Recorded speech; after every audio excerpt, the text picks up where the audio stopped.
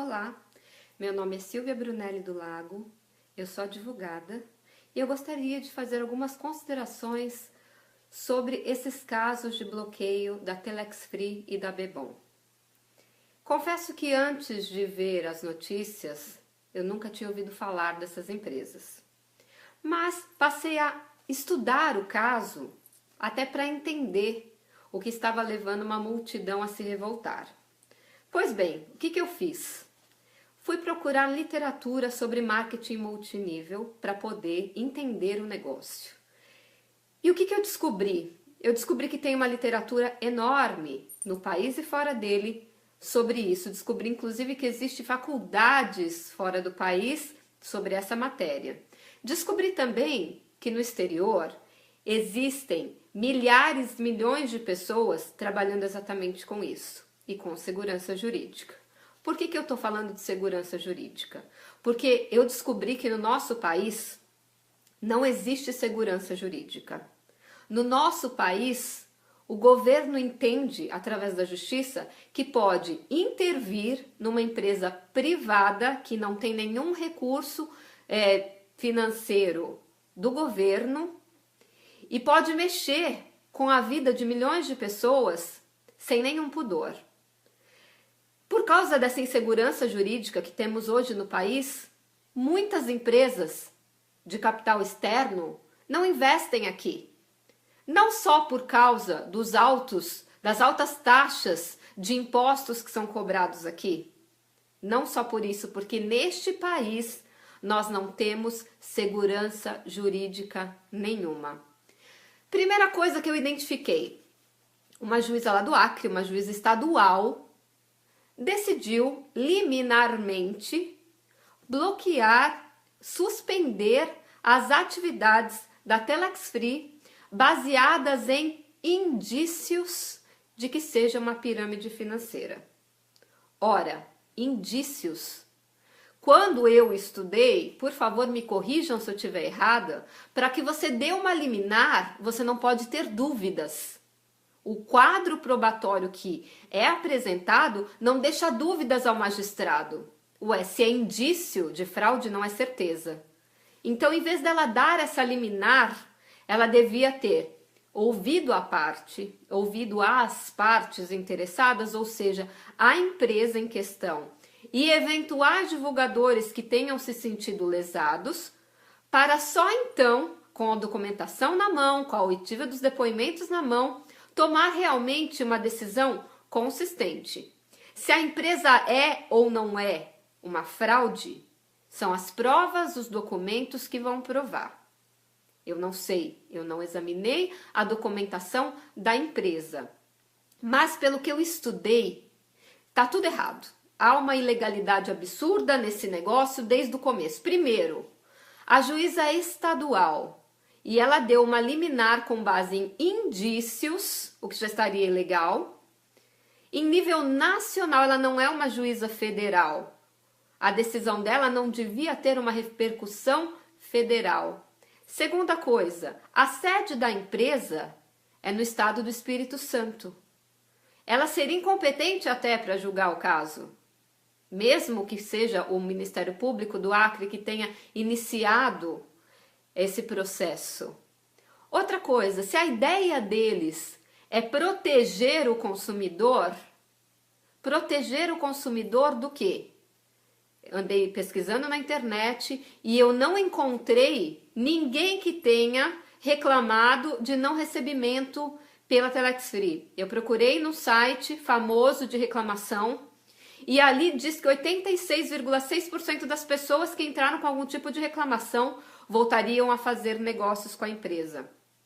Ora, se eles tiveram algum problema e tiveram seus problemas solucionados, é porque a empresa é uma empresa idônea. Outro aspecto interessante quando você analisa essas reclamações. As reclamações aumentaram depois que essa juíza suspendeu as atividades da empresa, ou seja, muitas pessoas entraram ali reclamando de não ter recebido porque a empresa estava impedida de pagar. E outras pessoas tentando ajudar a empresa fizeram reclamação dizendo que estavam 100% satisfeitas. Só que o sistema dessa empresa de reclamação, desse site, ele não identifica um elogio, qualquer post que é feito ali é identificado como reclamação. Então, em vez deles ajudarem a empresa, eles acabaram aumentando o número de reclamações contra essa empresa, eles acabaram trabalhando contra a empresa. Eu me dei ao trabalho de ler todos os posts. Então, eu estou falando embasada em leitura de todas as respostas que o site deu, de todas as avaliações dos consumidores. Enfim, eu entendo que essa decisão dessa juíza é totalmente ilegal. Totalmente ilegal. O que eu sugeriria para ela, já que ela quer tanto proteger esse consumidor? Primeiro, ela não pode, como Estado, intervir numa empresa privada. Não poderia, isso já é ilegal, principalmente se você levar em consideração que ela está ignorando a Constituição Federal, está ignorando o Código de Processo Civil. O Código de Processo Civil ela está ignorando porque não há prova robusta, há apenas indício, e com indício ela não poderia dar uma liminar. Segunda coisa, ela está ignorando a Constituição Federal, que uma das cláusulas pétreas deste país diz que ninguém pode ser condenado sem o devido processo legal.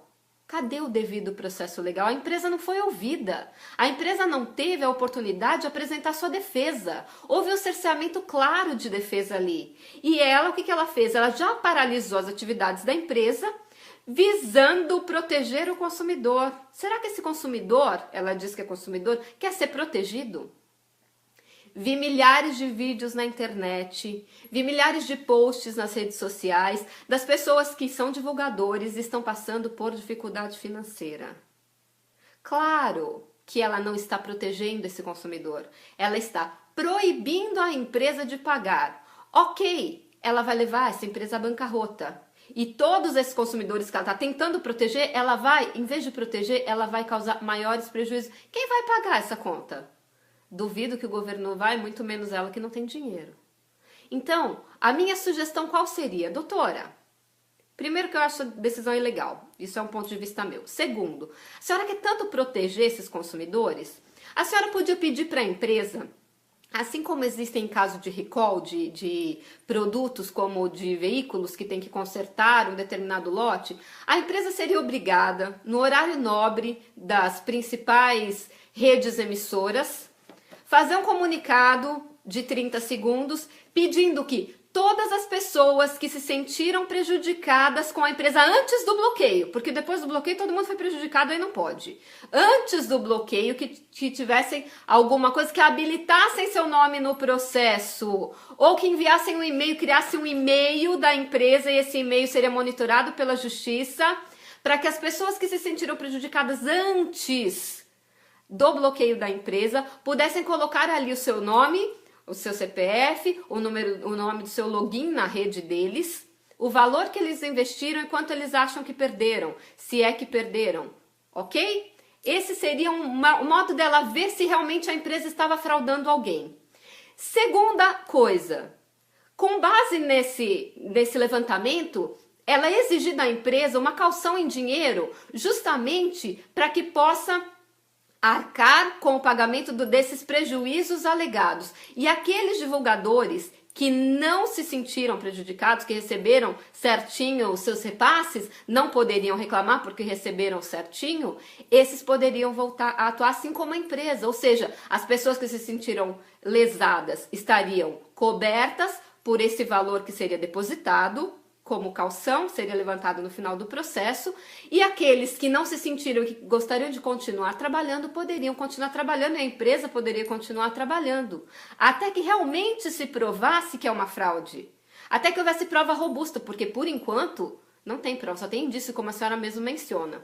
Ok, além disso, a empresa poderia, além de colocar esse anúncio, ela teria que colocar, quando você entra no site dela, assim como tem um pop-up hoje dizendo que a empresa está suspensa por ordem judicial, haveria um pop-up dizendo, alertando a todo e qualquer cidadão que eventualmente investisse suas economias naquele tipo de negócio que era um negócio arriscado. E ele, cidadão, de posse do seu livre-arbítrio, do seu próprio dinheiro, o dinheiro é dele, ele faz com o dinheiro dele o que ele quer, pelo menos é assim num país livre como o nosso, não é o governo nem a justiça que diz onde eu posso, onde eu não posso pôr o meu dinheiro. Teria esse aviso para qualquer um que se cadastrasse, soubesse estar colocando o dinheiro num lugar que ele pode perder, e ninguém poderia mais alegar que não sabia, que existia um risco. Agora, doutora, eu te pergunto uma coisa. Existe algum negócio que você monta, que você abre, que não tem risco de você perder dinheiro? Não, me responde, porque se tiver, me fala que eu vou colocar minhas economias ali. Eu quero dizer aqui que eu não sou divulgadora da Telex Free, eu não sou advogada da Telex Free, eu só me interessei pelo caso e resolvi me manifestar porque eu tô achando um absurdo o que tá acontecendo, ok? O meu dinheiro é meu, eu ponho onde eu quiser. Se risco fosse crime, fecha a Bovespa. Porque na Bovespa, sim, você coloca o seu dinheiro hoje, amanhã ele pode ter sido pulverizado porque aconteceu qualquer coisa no mercado, até um boato faz as empresas perderem valor. Você vê aí o caso gritante do Ike, que perdeu bilhões por causa de algo que deu errado num poço de petróleo que ele resolveu parar de explorar.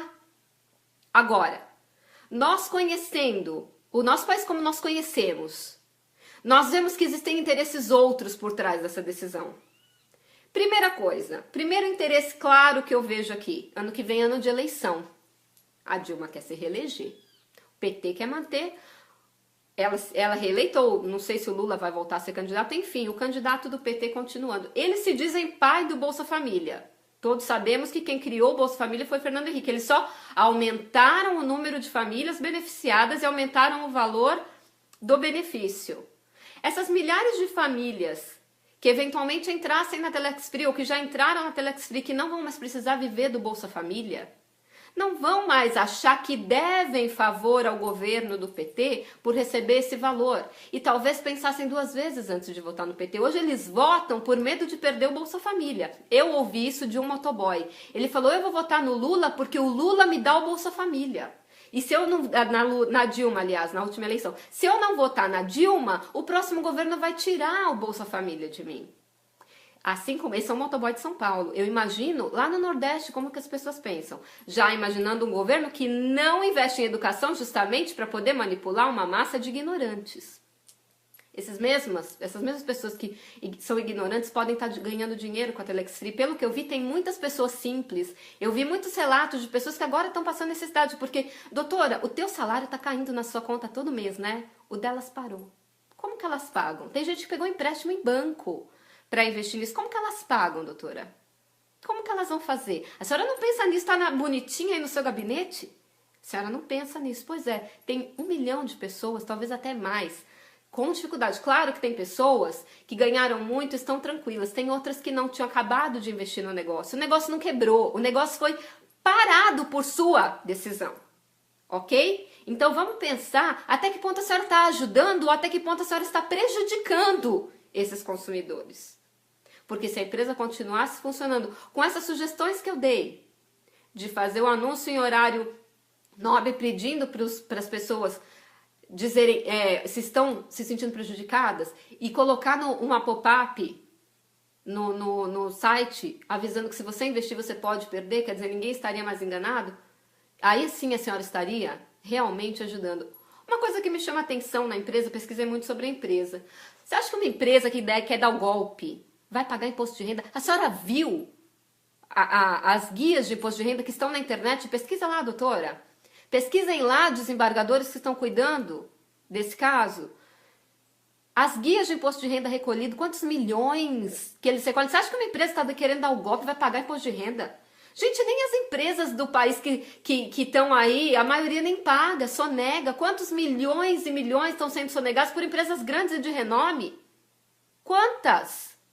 As senhoras e senhores têm conhecimento disso, não vem me enganar, não. Até eu, que não sou do meio, tenho uma empresa que paga seus impostos direitinho. Tudo em ordem, que está devidamente regularizada. Apenas cometeu um erro do quê? De trazer inovação para o país. Marketing multinível é uma coisa nova no nosso país. As pessoas não conhecem. Conheciam o marketing multinível na época da Amway.